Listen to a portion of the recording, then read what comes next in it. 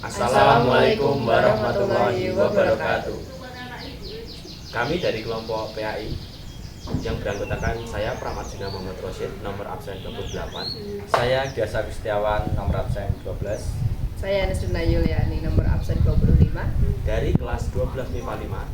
Dan kami di sini akan mewawancarai sosok yang pekerja keras dan sosok yang penting bagi saya, yaitu ayah saya sendiri. Dan mari saja langsung cek videonya. Assalamualaikum warahmatullahi wabarakatuh. Kedatangan kami kemari adalah bukan lain untuk melunaskan tugas agama kami, yaitu tentang mewawancarai seseorang yang bekerja keras dalam suatu hal, yaitu dengan Bapak sendiri. Akan langsung mohon ya Pak. Bagaimana Bapak memulai perjalanan menjadi guru?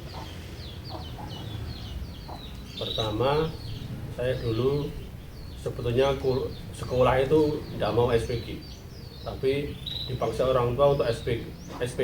SMA diterima, SMA 1 diterima, tapi menanti SPG dulu diterima atau enggak. Kalau tidak diterima nanti menjalani yang SMA. Tetapi SMA diterima, SPG diterima, akhirnya yang saya jalani yang SPG. Itu mulainya. Begitu sekolah SPG kan lama-lama pasti jadi guru. Lulusnya pasti jadi guru. Itu awalnya. Nah, dengar Bapak saat ini belajar usaha peternakan ayam. Itu bagaimana awal mula Usaha ayam itu sebelumnya, saya kan prinsip saya, guru itu identik dengan minggu turu. Tetapi kalau saya enggak, guru harus kerja keras. Jadi begitu saya punya istri, saya saat itu memelihara lembu sampai 9 ekor. Itu lembu perah. Itu berjalan sampai 13 tahun. Setelah itu jatuh bangun, akhirnya beralih ke ayam karena sudah lelah, capek, sudah tua, beralih ke ayam. Mulainya ya di kandang sebelah itu cuma 800 ekor, 1000 ekor. Kalau sekarang memeliharanya 2500 ekor. Kapasitas kandangnya itu. berapa tahun itu Pak? Kalau ayam itu mulainya 2006. Kalau sapi terakhir 2005. 2006 mulai ayam. Apakah Bapak sempat berpikir untuk mencoba berbagai macam usaha? Iya, berbagai tadi.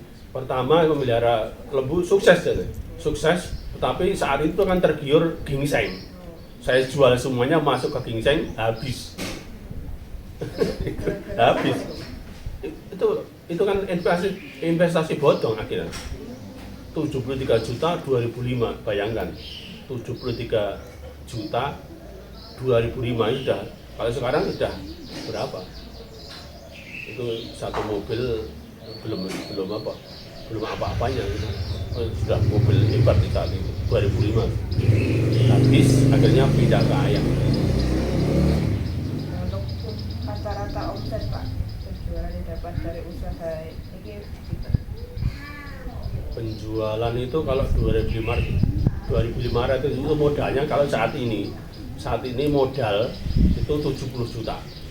Modal dari DOC itu untuk anak-anak ayam sampai pakan, obat itu 70 juta. Kalau sekarang saat ini, karena pakan itu harganya satu sak itu 500.000 satu sak. Kalau 2.500 itu ayam yang saya pelihara itu 2 bulan lebih sedikit. Itu biasanya menghabiskan pakan 120 sak ayam, sak pakan. Itu modalnya sampai 70 juta. Nanti kalau harga baik ya bisa panen berarti separuhnya, 40 atau 30. Kalau hari biasa ya bisa, harga biasa itu bisa 10 juta. Kalau blek itu 5 juta. Tapi kalau kena penyakit ya habis. boleh modal saja enggak, ya pernah. Pernah. Boleh modal saja enggak pernah, tapi ya usaha itu tidak boleh berhenti, bangkit terus. Karena kalau enggak kerja, enggak ada pemasukan, saya sudah pensiun 2 tahun, ini masih kelas 3. Iya. Lah itu nanti dari mana? Ya. Nah, untuk mengatasi tantangan kan tadi tempat baru bangun, Iya. nah itu motivasi terkuatnya apa? Ya pertama harus kerja. Kalau kita jatuh terus prei, libur enggak dilanjutkan, ya kapan lagi kita akan maju? Dicari kelemahannya, di mana kelemahannya? Di kelemahannya kita pelajari, terus kita studi banding, kita tanya kepada ahlinya. Kan saudara-saudara yang pelihara ayam, jadi kalau kelemahan begini diapain, akhirnya ketemu jalan keluarnya. Ya terus kalau sekarang sudah tahu trik-trik memelihara ayam yang baik itu sudah tahu. Tinggal begini, bisa memelihara ayam dengan baik, tetapi tidak bisa membuat harga ayam. Ini berat itu. Harga ayam kan tergantung pasar. Nah itu loh, berat itu. Nah, untuk Bapak sendiri definisi kerja keras itu apa? Kerja keras itu pertama kerja diimbangi dengan ibadah yang tekun, diiringi doa, dan kerjanya bukan hanya kerja keras kan banting ulang, hasilnya sedikit, tapi kerja keras dan kerja cerdas. Harus cerdas, menggunakan waktu seefektif mungkin, terus tenaga ya kalau bisa diefektifkan sedikit, tapi hasilnya maksimal gitu. Itu kerja keras. Kalau kerja keras banting tulang, golek watu, ngepri watu, bukan. Itu kerja keras, tapi hasilnya sedikit.